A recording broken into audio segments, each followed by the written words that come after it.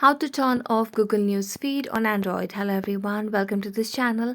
I'm Emily and I'm here to help you out today. So without any delay, let's get started. So in order to turn off the Google News feed on Android, what you can simply do is tap on the Google application over here. So make sure that you're logged into your account, and after logging into your account, tap on the profile at the top right corner of the screen. So as you tap on the profile over here at the top of the screen, you can see the option of settings at the bottom of the screen. So tap on settings and then scroll down to other settings over here. So tap on other settings and here you can see the option of discover.